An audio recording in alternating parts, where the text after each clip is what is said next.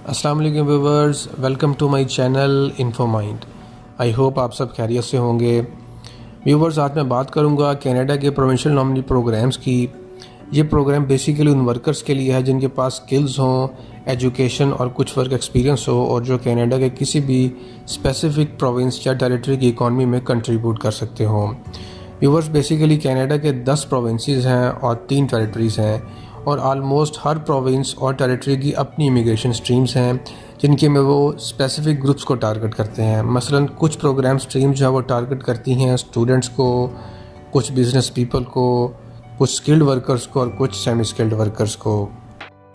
Viewers, अगर बात की जाए एप्लीकेशन ऑप्शंस की तो ये एक्चुअली डिपेंड करता है provincial nominee program of your choice कि आप कौन से स्पेसिफिक प्रोविंस में सेटल होना चाहते हैं। So this can be through paper based process और it can be online process through express entry. तो पहले बात करते हैं पेपर बेस्ड प्रोसेस की। Paper based process has also 2 stages. In first stage आपको डिसाइड करना पड़ेगा कि आप कौन से प्रोविंस में सेटल होना चाहते हैं। उसके लिए आपको उनसे डायरेक्टली कांटेक्ट करना पड़ेगा नॉमिनेशन के लिए और वो आपकी एप्लीकेशन को अपनी इमिग्रेशन नीड्स के हिसाब से एवेलुएट करेंगे। अगर आप उनका क्राइटेरिया मीट करते हैं उसके बाद आपको अप्लाई करना पड़ेगा immigration, refugees and citizenship Canada IRCC से, जो कि आपकी एप्लीकेशन को फर्दर एवेलुएट करेंगे एज़ पर कनाडा इमिग्रेशन लॉज। यहाँ पे ये बताता चलूँ कि प्रोविंशियल नॉमिनी प्रोग्राम्स का प्रोसेसिंग टाइम जो है वो काफ़ी लॉन्गर है as compare to express entry programs जो कि 15 to 19 मंथ्स है। और पेपर बेस्ड प्रोसेस में इनकी एप्लीकेशन फ़ीस जो है वो 1325 कैनेडियन डॉलर्स है। अगर बात की जाए ऑनलाइन एक्सप्रेस एंट्री प्रोसेस की, so it also has 2 ways. पहले केस में जिस प्रोविंस या टेरिटरी में आप इंटरेस्टेड हैं आप उनसे डायरेक्टली कांटेक्ट करेंगे नॉमिनेशन के लिए।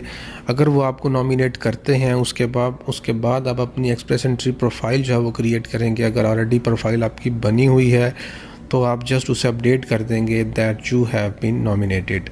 इन second case you will first create an express entry profile और उसके बाद आप जिन प्रोविंसेस या टेरिटरीज़ में इंटरेस्टेड हैं आप उनसे डायरेक्टली कांटेक्ट करेंगे through submission of EOI, so called expression of interest, उनकी वेबसाइट्स पे जाके।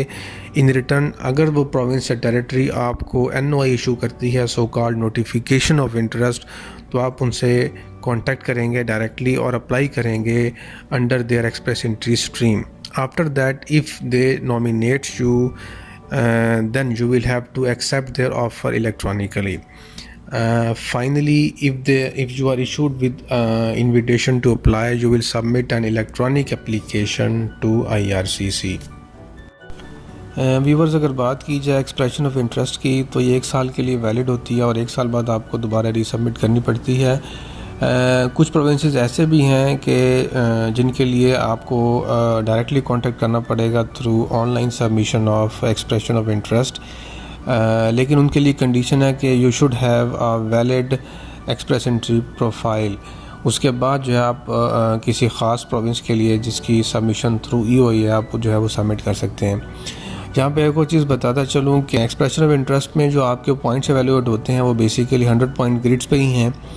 आपकी education, work experience, age, adaptability factors etcetera ये वो एवेलुएट करते हैं 100 पॉइंट ग्रिड पे। और पासिंग मार्क्स मोस्टली प्रोविंसेस के जिनकी सबमिशन जो है वो EOI की है वो नॉर्मली 60% है, मतलब you have to get 60 marks out of 100।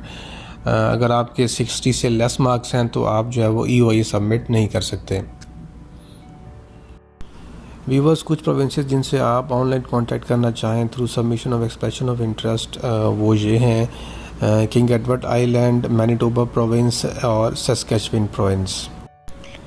Canada के वो प्रोविंसेस और टेरिटरीज़ जो कि प्रोविंशियल नॉमिनी प्रोग्राम्स के अंडर आती हैं वो ये हैं Alberta, British Columbia, Manitoba, New Brunswick, Newfoundland and Labrador, North West Territories, Nova Scotia, Ontario, Prince Edward Island, Saskatchewan और योकोन। व्यूअर्स, अब मैं 1 बाय 1 इनको डिस्कस करूंगा और आपको ब्रीफ ओवरव्यू दूंगा इन प्रोविंसेस और टेरिटरीज़ का। व्यूवर्स, अगर बात की जाए अल्बर्टा इमिग्रेंट नॉमिनी प्रोग्राम की under non express entry streams की, तो इसकी कुछ एलिजिबिलिटी रिक्वायरमेंट्स हैं, like you should have a valid job offer, having positive response from labour market impact assessment in one of the eligible NOCs falling under 0A, B और C और D। Basically labour market एक इदारा है Canada का कि अगर आपके पास वैलिड ऑफ़र जॉब ऑफ़र है तो वो उसको असेस करते हैं और उसको अप्रूव करते हैं। So it should be approved and positively remarked by the labour market, otherwise it is not eligible for immigration purposes.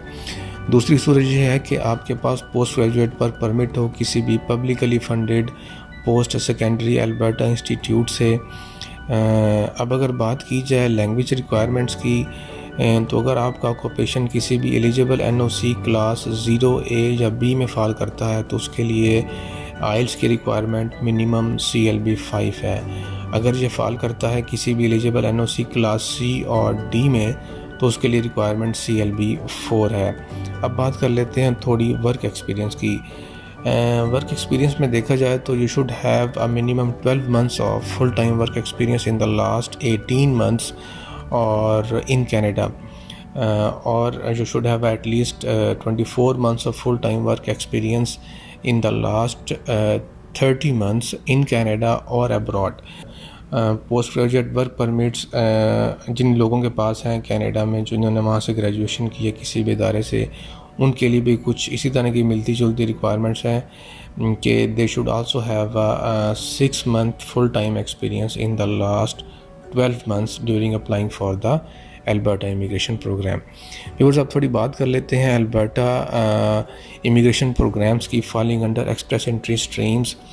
तो इसकी भी कुछ रिक्वायरमेंट्स हैं, like you should have a valid express entry profile submitted, और आप किसी ऐसे occupation में काम कर रहे हों जो कि Alberta eligible NOCs class 0A, B, C या D में फ़ॉल करता हो और आपका मिनिमम CRS 300 होना चाहिए। उस केस में आपको जो है वो पॉसिबल है कि अल्बर्टा जब आपको नोटिफिकेशन ऑफ इंटरेस्ट भेज सकते हैं। अगर आप नोटिफिकेशन ऑफ इंटरेस्ट रिसीव करते हैं तो आपको with in 2 weeks after receiving of this NOI आपको अल्बर्टा इमिग्रेंट नॉमिनी प्रोग्राम को ईमेल करना पड़ेगा।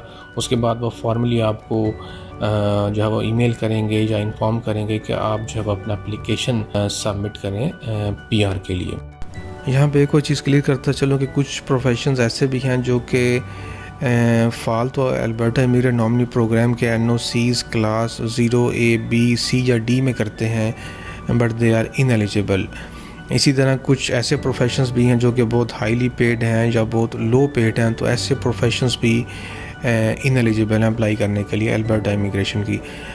डिटेल में मैं नहीं जाऊंगा, अगर आप मज़ीद जानना चाहते हैं तो आप इनकी वेबसाइट विज़िट कर सकते हैं www.alberta.ca। व्यूअर्स, अब बात करते हैं मैनिटोबा प्रोविंशियल नॉमिनी प्रोग्राम की।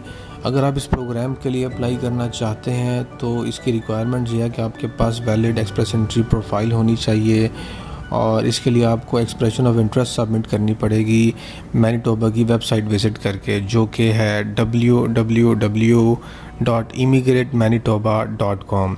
व्यूअर्स, इसमें कुछ फैक्टर्स होंगे जो कि आपके असेस किए जाएंगे, लाइक आपकी age, experience, adaptability and work experience, और 100 पॉइंट ग्रिड पे आपकी मार्किंग होगी। एक्सप्रेशन ऑफ इंटरेस्ट सबमिट के लिए आपको कम से कम 60 पॉइंट्स अटेन करने पड़ेंगे। अगर 60 से कम है तो आप EOI सबमिट नहीं कर सकेंगे। एक्सप्रेशन ऑफ इंटरेस्ट 1 साल के लिए वैलिड होगी और 1 साल बाद एक्सपायर हो जाएगी, उसके बाद आपको रीसबमिट करनी पड़ेगी।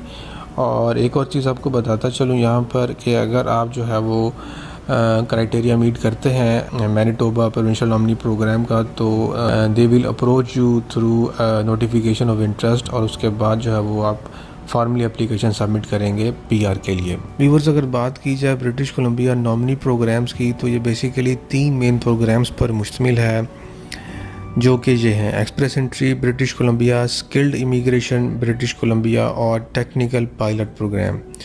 तो सबसे पहले थोड़ी सी बात कर लेते हैं एक्सप्रेस एंट्री ब्रिटिश कोलंबिया की। इसकी कुछ रिक्वायरमेंट्स हैं, जैसा कि you should have a valid express entry profile, आपके पास full time permanent job offer हो किसी भी ब्रिटिश कोलंबियन एम्प्लॉयर से, एटलीस्ट आपके पास 2 साल का एक्सपीरियंस होना चाहिए in one of the eligible NOCs falling under class 0A और B।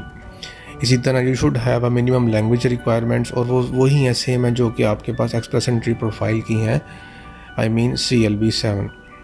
अब बात कर लेते हैं कुछ स्किल्ड इमिग्रेशन की। व्यूअर्स, इसकी भी सेम रिक्वायरमेंट्स हैं like express entry British Columbia program. फ़र्क सिर्फ इतना है कि इसमें आपके पास एक्सप्रेस एंट्री प्रोफाइल की रिक्वायरमेंट नहीं है, बाकी रिक्वायरमेंट सेम हैं। Like you should have a valid permanent job offer from one of the British Columbian employer. आपके पास कम से कम 2 साल का एक्सपीरियंस हो इन one of the eligible NOCs falling under class 0A और B। और आखिर में थोड़ी सी बात कर लेते हैं टेक्निकल पायलट प्रोग्राम की। बिकॉज़ ये प्रोग्राम ब्रिटिश कोलंबिया का सबसे फेमस प्रोग्राम है करंटली, और इसमें भी जो रिक्वायरमेंट्स हैं वो जॉब ऑफ़र की है मेन, कि आपके पास फुल टाइम मिनिमम 1 साल की जॉब ऑफ़र होनी चाहिए from one of the British Columbian employer in one of the eligible NOCs, जो कि टोटल 29 हैं, और जिनमें के सिविल इंजीनियर्स आते हैं जो कि NOC कोड 2131 है, मैकेनिकल इंजीनियर्स हैं 2132 है, केमिकल इंजीनियर्स हैं, और टोटल 29 प्रोफेशंस हैं जो कि एलिजिबल हैं इस प्रोग्राम के लिए। अगर आप मज़ीद डिटेल जानना चाहते हैं इन प्रोग्राम्स के बारे में तो आप इनकी वेबसाइट विज़िट कर सकते हैं www.welcomebc.ca। व्यूअर्स, अगर बात करें न्यू ब्रांसबर्ग प्रोविंशियल नॉमिनी प्रोग्राम की तो ये बेसिकली 3 प्रोग्राम्स पर मुश्तमिल है: express entry stream, skilled worker stream और अटलांटिक इमिग्रेशन पायलट। सबसे पहले डिस्कस करते हैं एक्सप्रेस एंट्री स्ट्रीम को। अगर आप इस स्ट्रीम के लिए अप्लाई करना चाहते हैं तो उसको आपको अप्लाई करना पड़ेगा थ्रू एक्सप्रेशन ऑफ इंटरेस्ट। तो उसके लिए ज़रूरी है कि आपके पास वैलिड एक्सप्रेस एंट्री प्रोफाइल हो, आप मौजूदा तौर पे प्रोविंस में ही यानी कि न्यू ब्रांसबर्ग में आप रह रहे हों और वहीं पे काम कर रहे हों, आई मीन्स टू से कि आप वहाँ पे एम्प्लॉयड हों। इसके लिए आपको एविडेंस भी देना पड़ेगा, letter of employment from your current employer. इसके अलावा आपका NOC किसी भी एलिजिबल NOC क्लास 0A और B में फ़ॉल करता हो। लैंग्वेज रिक्वायरमेंट सेम हैं जो एक्सप्रेस एंट्री के लिए होती हैं, आई मीन टू से CLB 7, और इसके अलावा आपकी एजुकेशनल क्रेडेंशियल असेसमेंट भी हो चुकी हो। अब थोड़ी बात कर लेते हैं स्किल्ड वर्कर स्ट्रीम की। इसके लिए ज़रूरी है कि आपके पास वैलिड जॉब ऑफ़र हो from one of the eligible New Brunswick employer, और जो आपके पास जॉब ऑफ़र है वो जो है अप्रूव्ड होनी चाहिए with positive status from labour market impact assessment.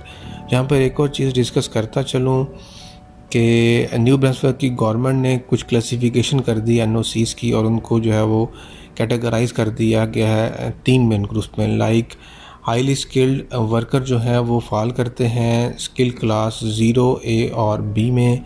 Semi skilled worker जो है फॉल करते हैं NOC क्लास C में, और लो स्किल्ड वर्कर जो है फॉल करते हैं NOC क्लास D में।